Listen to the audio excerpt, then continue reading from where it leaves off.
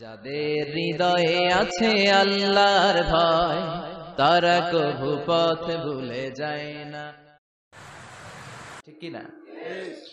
কিন্তু উন্নত বিশ্বে দেখবেন যার যতটুকু যোগ্যতা আছে সেটা সে মানবতার কল্যাণে, ইসলামের কল্যাণে কাজে লাগায়।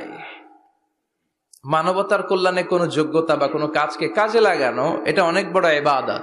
সুবহানাল্লাহ পড়েন। সুবহানাল্লাহ। আমরা অনেকে মনে করি শুধু সালাত পড়া, রোজা রাখা, জিকির করা, সাদাকা দেয়া, চ্যারিটি দেয়া এটাই ইবাদত না। যে কাজ করলে আল্লাহ খুশি, যে কাজ করলে মানবতার কল্যাণ হয় তার সবটাই ইবাদত। চিল্লায় বলেন ঠিক কিনা? একজন রাস্তা চিনে না, আপনি রাস্তায় দাঁড়িয়ে রাস্তা দেখিয়ে দিলেন, এটা ইবাদত। একজন অসুস্থ, আপনি তাকে ঋণ দিলেন, এটা ইবাদত। একজন মুমূর্ষু ব্যক্তিকে বাঁচানোর জন্য রক্তের দরকার, আপনি রক্ত দিলেন, এটাও ইবাদত। প্রাণীর প্রতি আপনি দয়া করলেন, এটা ইবাদত। এজন্য প্রিভিলেজ গুলোকে কাজে লাগাতে হবে। বিষ্ণু বলেছেন ইগতানিম খামসান ক্বাবলা খামসিন, পাঁচটা জিনিস আসার আগে পাঁচটা জিনিসকে কাজে লাগাও। নাম্বার 1 হচ্ছে হায়াতাকা ক্বাবলা মাউতিক, মৃত্যু আসার আগে জীবনটারে কাজে লাগাও। ঠিক কি না? ঠিক কথা বলেন। আমরা কে কবে মরবো জানি? কেউ জানি? কিন্তু মরবো যে এটা জানি, ঠিক কিনা? মরবো এটা সুনিশ্চিত, কিন্তু কবে মরবো কারো জানা নাই। এজন্য মৃত্যু আসার আগে জীবনটাকে কাজে লাগাও। এবং in the day of judgement, কিয়ামতের কঠিন ময়দানে আল্লাহ কিন্তু জিজ্ঞেস করবেন তোমার জীবনটাকে তুমি কোন কাজে লাগিয়েছো।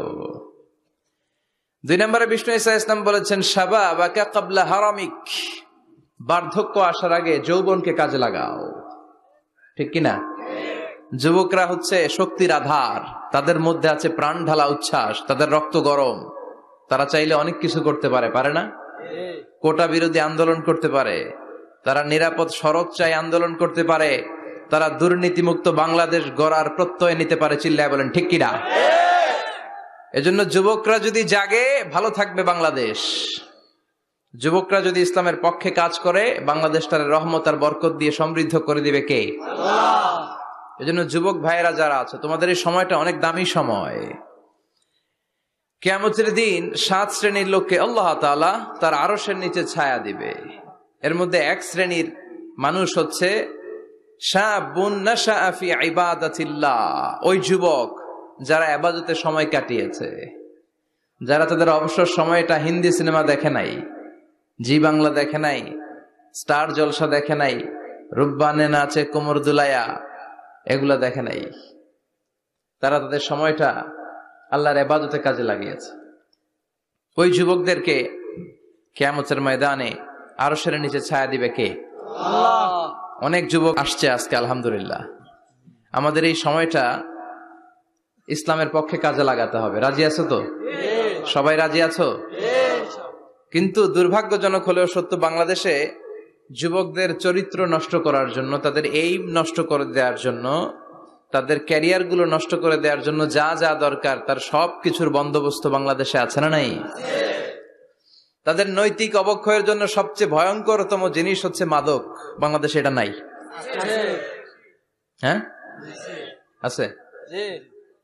এই মাদকের সাথে মুসলমানের কোনো সম্পর্ক থাকতে পারে? সিগারেটের সাথে মুসলমানের কোনো সম্পর্ক থাকতে পারে? সিগারেটের অভ্যাস আমাদের নাই তো? হ্যাঁ, এটা কিন্তু জাহান্নামের খাবার। খেয়াল রাখবেন, সুগন্ধি, সুগন্ধি, this is the sign of paradise. সুঘ্রাণ, এটা হচ্ছে জান্নাতের আলামত। আর ধোঁয়া, এটা জাহান্নামের আলামত। কথা কন? ধোঁয়া কিসের আলামত? আগুন জ্বালাইলে কি ওঠে? ধোঁয়া ওঠে। সিগারেট খেলে কি ওঠে? পৃথিবীতে এই একটা মাত্র খাবার আছে যেটা টয়লেটে বসে খাওয়া যায়। কথা বলেন, খাওয়া যায় না? টয়লেটে বসে খায়। আর পৃথিবীতে এই একটা মাত্র খাবার, পণ্য, যেই পণ্যের উপরে লেখা থাকে সংবিধিবদ্ধ সতর্কীকরণ, স্মোকিং কজেস ক্যান্সার, ধূমপান কর্কট রোগের কারণ, মানে ক্যান্সার রোগের কারণ। তার মানে এই পণ্যটা খেলে ক্যান্সার হয়। পৃথিবীতে আর কোন পণ্যের গায়ে এরকম লেখা থাকে না যে এটা খাইলে এই রোগ হয়। ফর এন এক্সাম্পল, বাজারে এক বিস্কুট আসছে। কি আসছে? এই বিস্কিটের গায়ে লেখা, এই বিস্কিট যদি কোনো বাচ্চা খায় ওই বাচ্চা ডায়রিয়াতে মারা যাবে, উপরে লেখা। কিনবেন? কথা বলেন। কি বলবেন? তোর বিস্কুট তুই খা, তোর বলা মরুক। কথা বলেন। কিন্তু সিগারেট এমন একটা পণ্য যেটার গায়ে লেখা থাকে যে এটা খেলে মানুষ মরে, তারপরও মানুষ খায়। সিগারেট হয় টোবাকো প্ল্যান্টস থেকে, তামাক পাতা থেকে। কোত্থেকে? নাগাইশে আছে নাকি? তামাকের চাষ টাস কমে গেছে না? এটাতে আবার বেড়া টেরা দেয়া লাগে না, কারণ ছাগলও মুখ দেয় না। কথা বলেন তো, যেটাতে ছাগলও মুখ দেয় না, এটা কি মুমিন বান্দা মুখ দিতে পারে? জোরে বলেন। এই ধোয়ার কারণে আপনার লাংস শেষ হয়ে যাবে। লাং যেটা দিয়েছে আল্লাহ, ফুসফুস, এটা শেষ। এটার ভেতরে একটা পয়জন আছে, নিকোটিন। কি বলে? এই নিকোটিন আপনাকে শেষ করে দিবে। প্রতি বছর গোটা বিশ্বে এই নিকোটিনের কারণে হাজার হাজার মানুষ মরে যারা স্মোকিং করে। এজন্য স্মোকিং এর সাথে আমাদের কোনো সম্পর্ক থাকতে পারে না। তো স্মোকিং তো অনেক পাতলা বিষয়। এখন স্মোকিং কে ছাড়িয়ে ইয়াবা, গাঞ্জা, মারিজুয়ানা, ফেন্সিডিল, এগুলো আছে না নাই? এই যে কি একটা আসলো ইয়াবা, এটা পেঁয়াজের ভিতরেও পাওয়া যায়। মানে পেঁয়াজ ভেঙে এটার ভিতরে ইয়াবা নিয়ে আসে, আলু কাইটা ভিতরে ইয়াবা নিয়ে আসে, লাউয়ের ভিতরে ইয়াবা বইরা নিয়ে আসে। দেখা যায় লাউ কেটে দেখা যায় ইয়াবা, আছে না নাই? এই ইয়াবা এতদিন ছিল ইউনিভার্সিটি লেভেলের ছেলেরা খেত, নেমে আসলো কলেজে, হাই স্কুলে, এখন প্রাইমারির ছেলেদের মধ্যেও ইয়াবা ঢুকছে। দেশ কোন ভয়ঙ্কর অবস্থায় দাঁড়িয়ে আছে, হুঁশ নাই আমাদের। আল্লাহ আমাদেরকে বোঝার তৌফিক দান করুক। তো যে যুবকেরা এবাদতে রাত কাটাবে, হ্যাঁ, এবাদত করে করে রাতের আধারে যারা সেজদাতে রয়, আমরা গানে শুনি যে চোখের পানি দিয়ে যেখানে ঝড় উঠবে যে যুবকদের, সেই যুবকেরা এখন ইয়াবা নিয়ে ব্যস্ত, মারিজুয়ানা নিয়ে ব্যস্ত, ফেন্সিডিল নিয়ে ব্যস্ত। এজন্য এলাকাতে এই ফেন্সিডিলের ব্যবসা, ইয়াবার ব্যবসা, এগুলোকে সংঘবদ্ধ হতে দিবেন না।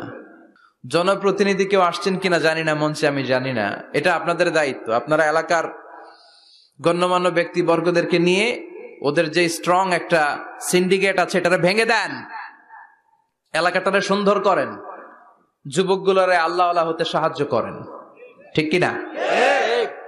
তাহলে যুবকদের চরিত্র ধ্বংসের ক্ষেত্রে সবচেয়ে বড় হাতিয়ার হচ্ছে এই মাদক। নাম্বার 2, সেটা হচ্ছে পর্নোগ্রাফি। এখন হাতে হাতে মোবাইল আছে না নাই? এই যে এটা একটা সিনেমা হল, এটার নাম কি? কথা কন। যত সিনেমা আছে সব ঢুকানো যায়, আবার মাহফিলে ঢুকানো যায়। The choice is yours, the decision is yours. তুমি জান্নাতে যাবা না জাহান্নামের লাকড়ি হবা, সিদ্ধান্ত তোমার। এগুলোর ভিতরে এখন ব্লু ফিল্ম পাওয়া যায়, ইন্ডিয়ান নায়িকাদের নেকেড সিনারি পাওয়া যায়, যায় না? কথা কন। যুবক ভাইরা, এগুলো থেকে তোমাদের বেঁচে থাকতে হবে। তোমরা আগামী দিনের সম্ভাবনা, তোমাদেরকে অনেক দূর যেতে হবে। You have to make a very bright career for your society, for your family, for your country. তোমাদেরকে অনেক দূর যেতে হবে। এজন্য নজরের লাগামটাকে টেনে ধরতে হবে। বিষ্ণু বলেছেন, আন-নাযার সাহমুন মাসমুম মিন সিহামি ইবলিস। দৃষ্টি হচ্ছে শয়তানের বিষ মাখানো তীরবানের মধ্যে থেকে একটা তীর। এই তীর দিয়ে শয়তান যুবক আর যুবতী মেয়েদেরকে কাবু করে ফেলে, ঠিক কিনা? চিল্লায় বলেন ঠিক কিনা? এজন্য নজরটাকে হেফাজত করতে হবে। Zee Bangla, star Jalsha, Kiranmala, Hindi cinema, naked film, blue film, এগুলোর সাথে কোনো মুসলমান যুবকের সম্পর্ক থাকতে পারে না। আমাদের দেশে ছোট্ট ছেলে মেয়েরা মসজিদে গেলে আমরা তাড়িয়ে দেই না? তুরস্কে একটা প্রজেক্ট নিয়েছে, যে ছোট্ট ছেলে মেয়েরা 40 দিন লাগাতার 40 দিন ফজরের সালাত জামাতে পড়বে। মসজিদ কর্তৃপক্ষ তাদের প্রত্যেককে একটা করে সাইকেল দিবে। এখন পোলাপানগো ভিড়ে মুরব্বীরা প্রথম কাতারে জায়গাই পায় না। সুবহানাল্লাহ কইবেন না? হোয়াট এ অ্যামেজিং প্রজেক্ট, কি সুন্দর ইনিশিয়েটিভ, আমরাও চাইলে নিতে পারি, ঠিক কিনা? এরপর খুব সম্ভবত কুয়েতে বা কাতারে মসজিদ কমিটি আরেকটা প্রজেক্ট নিয়েছে, সেটা হচ্ছে ফজরের সালাতে মুসল্লিদের সংখ্যা খুব কম। মসজিদ কমিটি ঘোষণা দিয়েছে, যারা ফজরের নামাজে আসবে না, ফজরের নামাজে যেই পুরুষরা আসবে না, অর্থাৎ তাদের স্ত্রীরা তাদেরকে ফজরের সময় ডেকে দেয় না, এজন্য মসজিদের ফান্ডিং এ, মসজিদের টাকা দিয়ে ওই পুরুষগুলোকে দ্বিতীয় বিবাহের ব্যবস্থা করে দেয়া হবে। কথা বুঝতে পারছেন? খরচ মোহরানা সব মসজিদ কমিটির। সেকেন্ড ম্যারেজ প্রজেক্ট, দ্বিতীয় বিবাহ প্রকল্প। এই ঘোষণা দেওয়ার পর থেকে এরপরের দিন মসজিদ প্যাক আপ।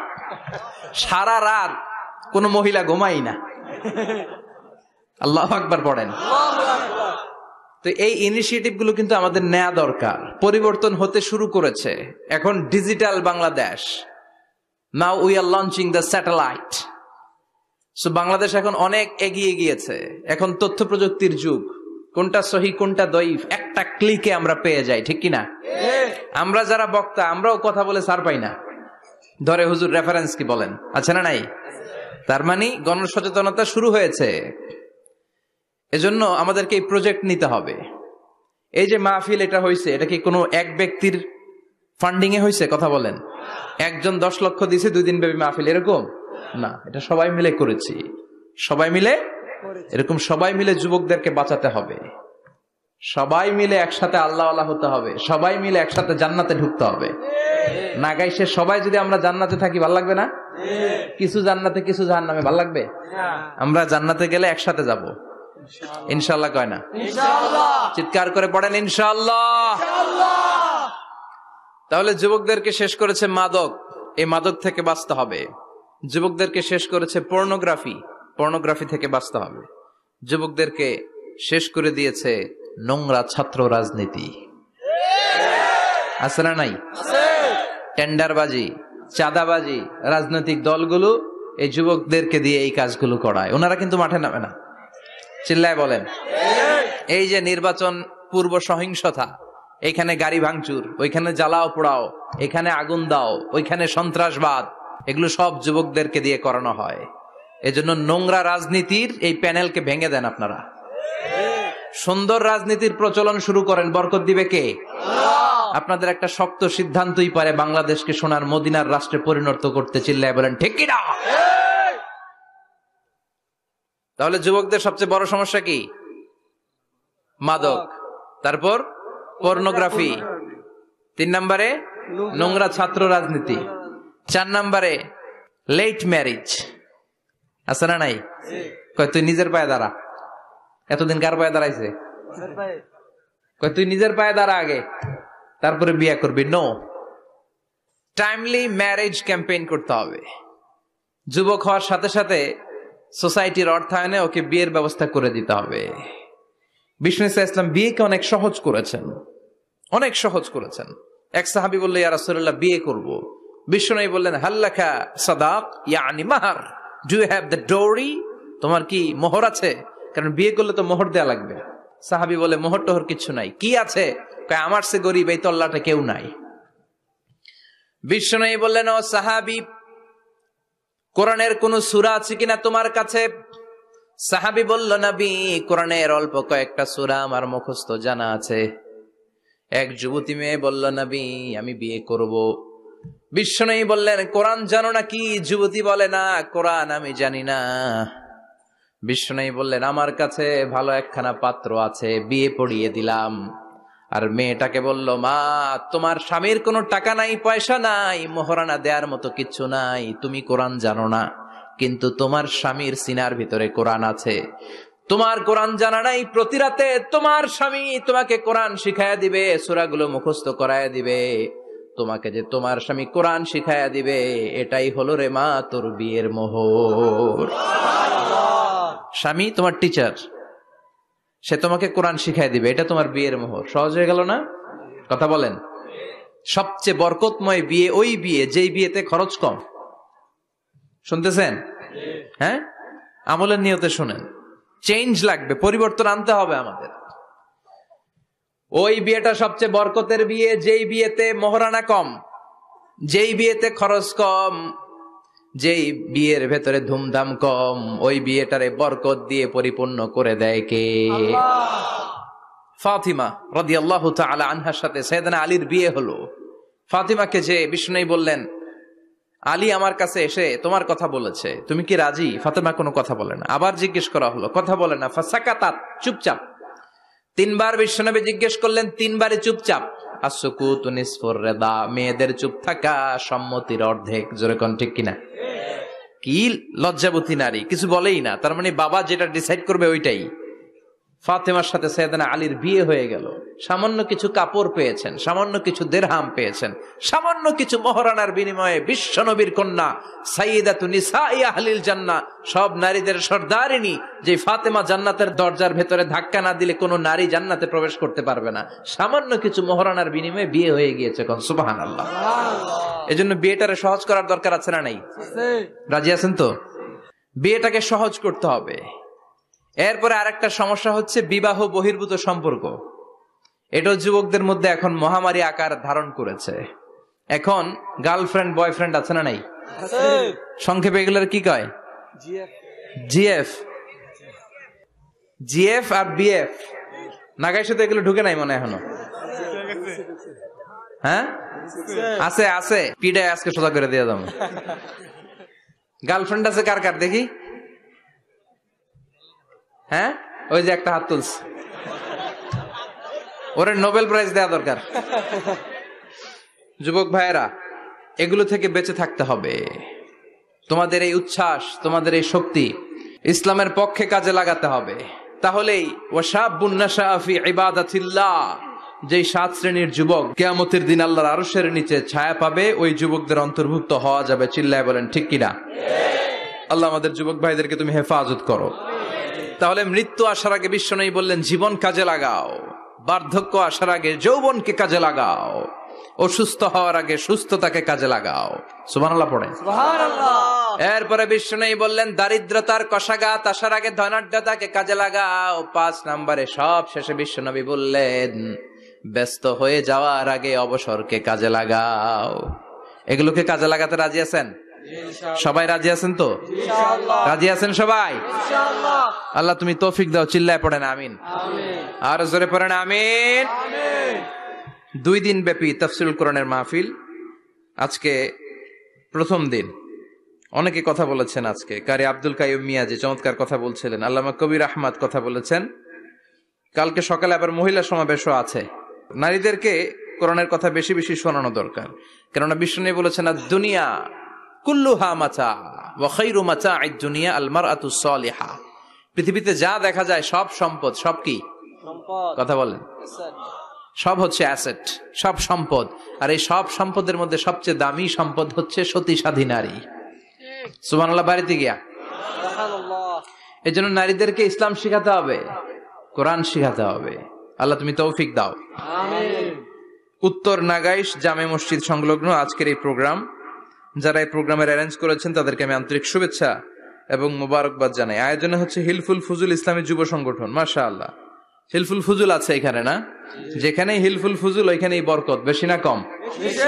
আল্লাহ তোমাদেরকে কবুল করুক। আমিন। এই যুবকদেরকে আল্লাহ সাইয়েদনা হামজার মতো, ওমরে ফারুকের মতো কবুল করে নিক। আমিন। আমরা আরো জোরে পড়ে আমিন। আমিন। আসুন আমরা ফরমালি আল্লাহকে থ্যাঙ্কস জানাই যে আল্লাহ তাআলা এত চমৎকার পরিবেশে আমাদেরকে শীতকালে এই প্রোগ্রামগুলোতে আসার বসার তৌফিক এনায়েত করেছেন। আসুন হৃদয় নিংড়ানো মনের সবটুকুন ভালোবাসাকে উজাড় করে দিয়ে, সিংহ শার্দুলের মতো গর্জন করে, আকাশ বাতাস প্রকম্পিত করে, মন প্রাণ বুক মুখ একসাথে করে, দেহের সবটুকুন শক্তি গলার মাঝ বরাবর এনে চিৎকার করে আমরা পড়বো কালিমাতুশ শুকর আলহামদুলিল্লাহ।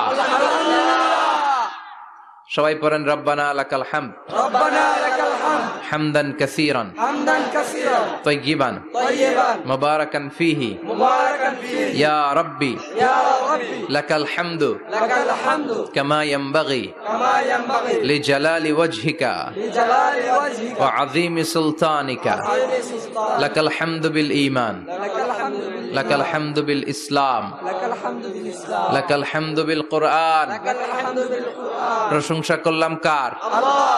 সব সময় প্রশংসা করবেন কার? আল্লাহ। খাওয়ার সময় আল্লাহ, ঘুমানোর সময় আল্লাহ, সিনেমা দেখার সময়। সিনেমা দেখা যাবে না? একটু আগে ওয়াদা হয়েছে না? এগুলোর সাথে আমাদের কোনো সম্পর্ক নাই। আল্লাহ তুমি হেফাজত করো। আমিন। আরো জোরে পড়েন আমিন। আমিন। সম্মানিত ভাইরা, আমি আপনাদের খেদমতে ছোট্ট একটা সূরা তেলাওয়াত করেছি, যে সূরাটা আমাদের অনেকেরই মুখস্থ আছে না নাই? এই সূরাটা আমাদের সবার মুখস্থ। 30তম পারার ছোট্ট একটি সূরা। সূরাটির নাম সূরাতুল ইখলাস। সূরাটির নাম কি? সূরাতুল ইখলাস মুখস্থ নাই এমন কি কেউ আছেন? জোরে বলেন, কথা বলেন। সবার মুখস্থ আছে না? ছোটবেলা আমরা যখন মসজিদে যেতাম তখন ইমাম সাহেবের কণ্ঠে শুনতে শুনতে কিছু সূরা আমাদের এমনি মুখস্থ হয়ে যেত।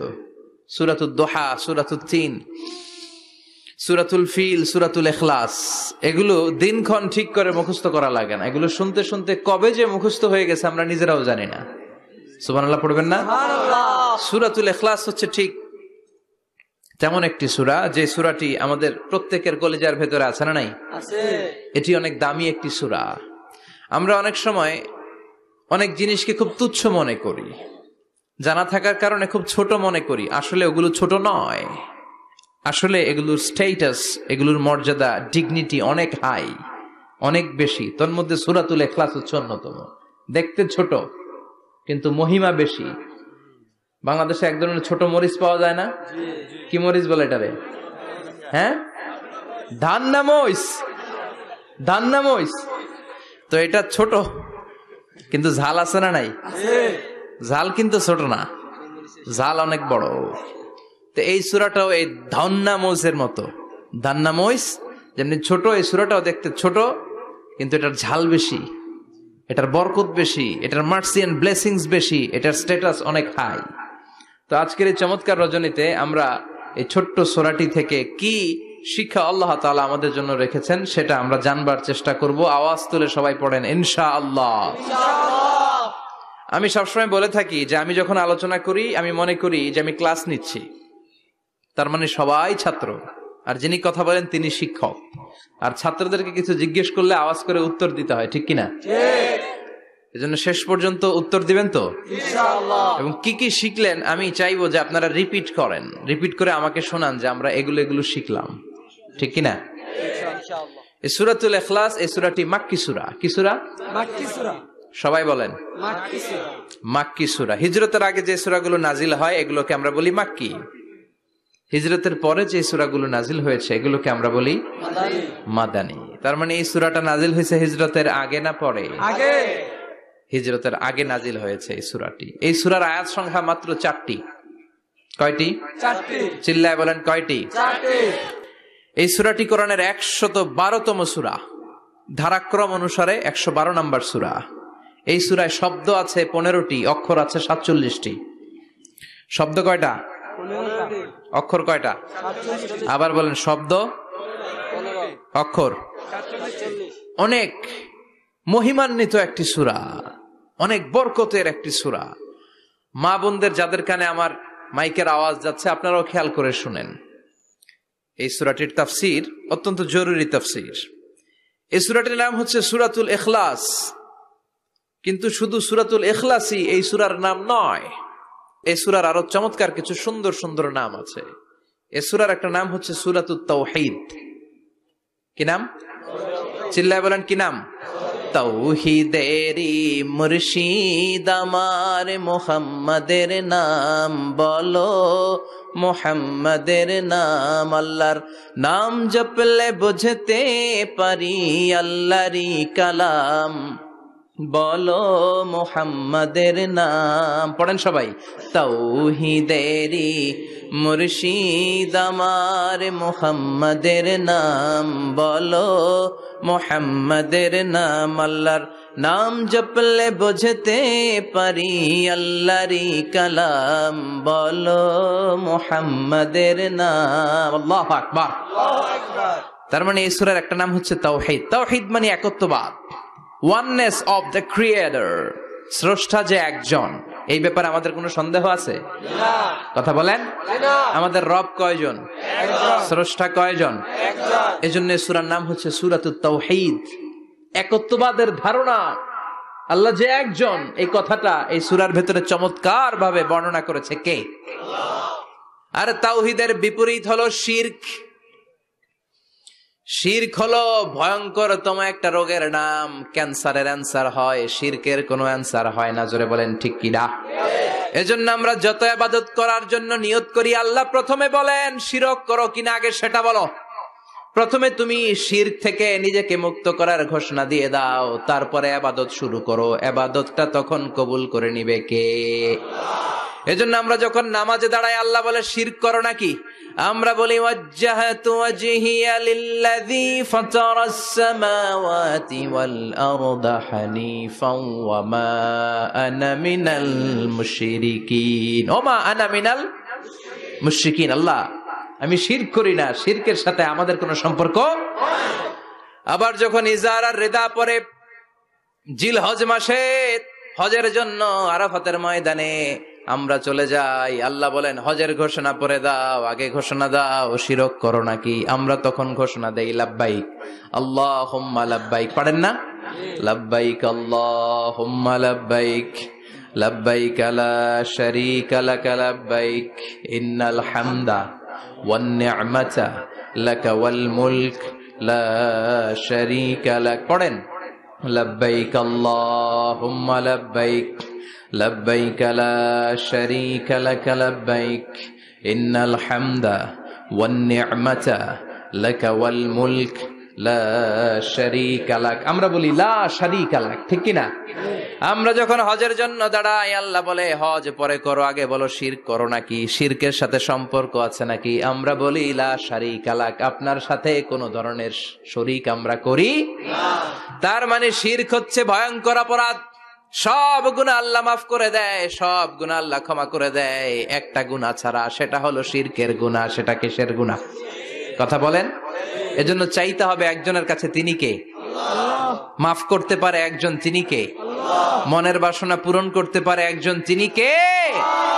বিপদ থেকে রক্ষা করতে পারে একজন, তিনি কে? নির্বাচনে বিজয় দিতে পারে একজন, তিনি কে?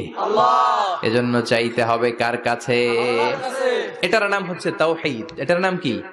তাওহীদ। তার বিপরীত হচ্ছে শিরক। বিষ্ণু বলেন আখফা মিন দাবিবিন নামাল, পিঁপড়ার গুটি গুটি পায়ের চেয়েও সূক্ষ্ম হচ্ছে শিরক। পিঁপড়া যেমনি মিষ্টির দোকানের ভেতরে, মিষ্টির বক্সের ভেতরে গুটি গুটি পায়ে ঢুকে যায় আর মিষ্টিগুলোকে নষ্ট করে দেয়, ঠিক তেমনি শিরক গুটি গুটি পায়ে ভাইরাসের মতো মানুষের দেহের ভেতরে ঢুকে তার ঈমান আমল সবকিছুকে বরবাদ করে দেয়। চিল্লায় বলেন ঠিক কি না?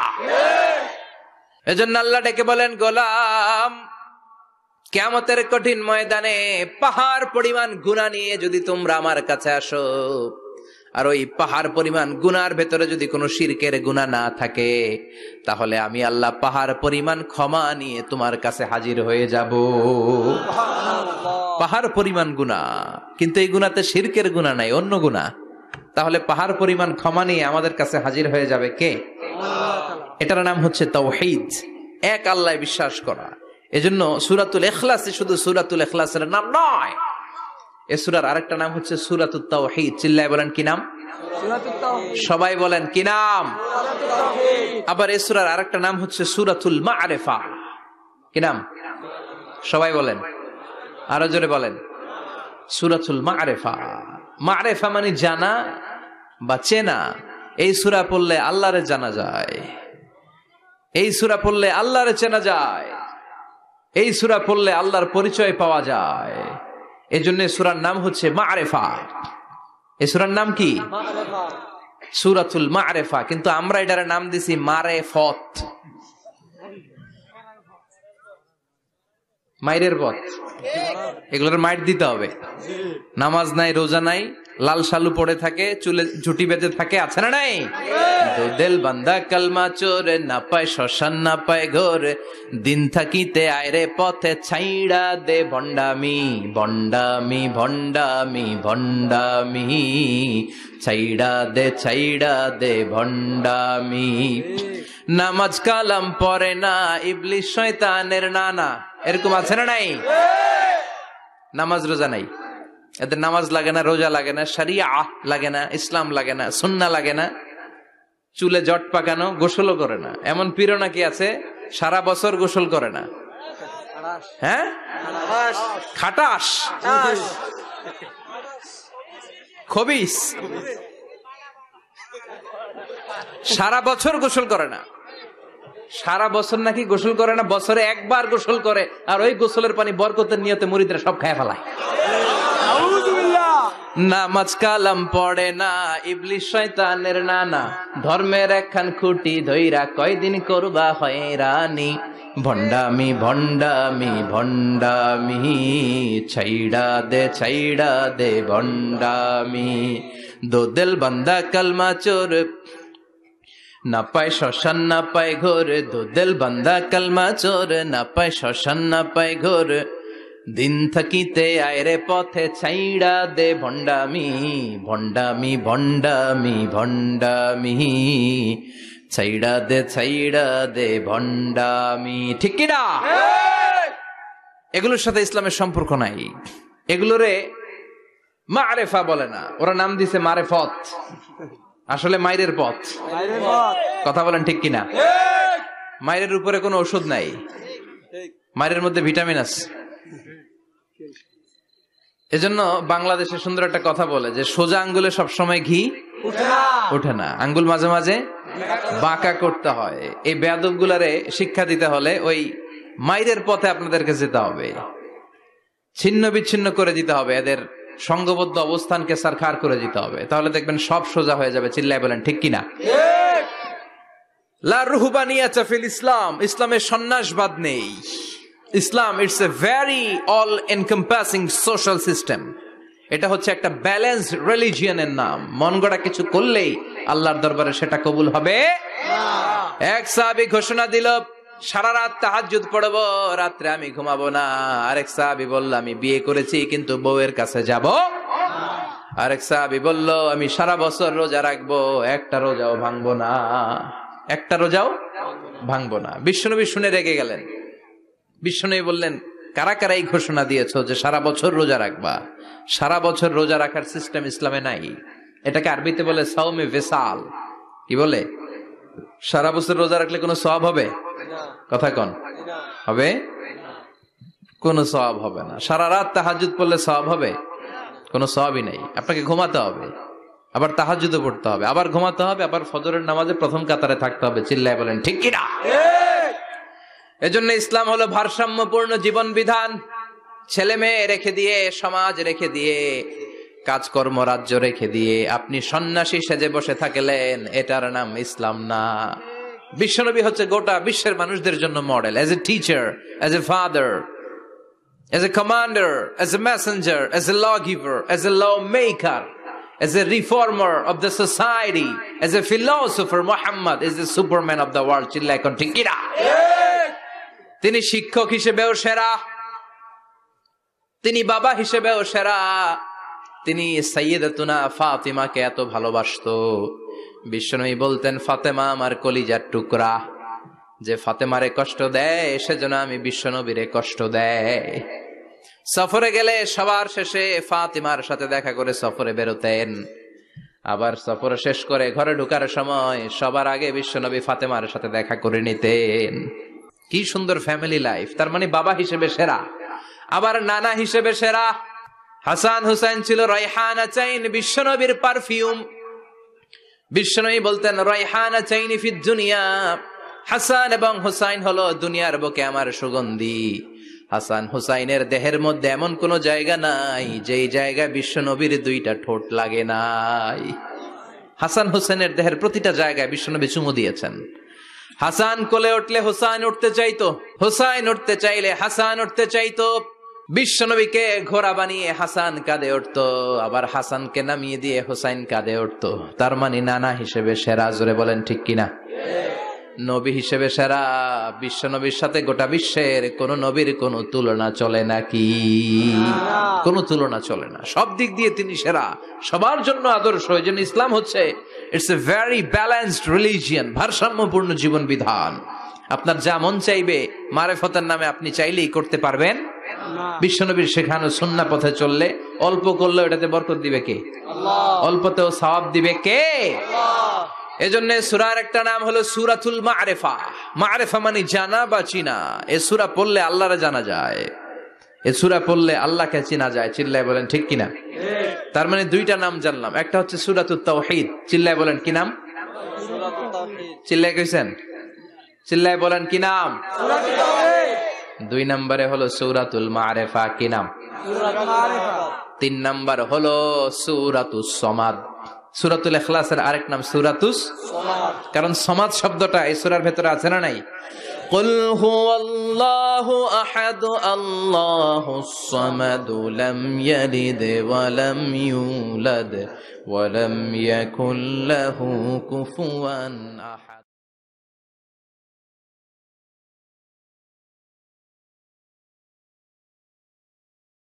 আপনার প্রিয়জনের কাছেও এই আমল শেয়ার করুন। বন্ধুরা, আশা করি আমাদের আজকের এই ভিডিও আপনাদের পছন্দ হয়েছে। এই ধরনের ভিডিও নিয়মিত পাওয়ার জন্য আমাদের চ্যানেলটি সাবস্ক্রাইব করে রাখুন আর তার পাশে থাকা বেল আইকন ক্লিক করে রাখুন। আপনার মূল্যবান মতামত কমেন্টে লিখে জানানোর অনুরোধ রইল। ভালো থাকবেন, নিরাপদে থাকবেন। আবারও আপনাদের মাঝে দোয়া ও ইসলামিক বিভিন্ন ধরনের ভিডিও নিয়ে হাজির হব আমার চ্যানেল থেকে। সে পর্যন্ত আপনাদের ভালো থাকা, সুস্থ থাকা কামনা করে আজকের মতো এখানে বিদায় নিলাম। আল্লাহ হাফেজ ভিউয়ার্স।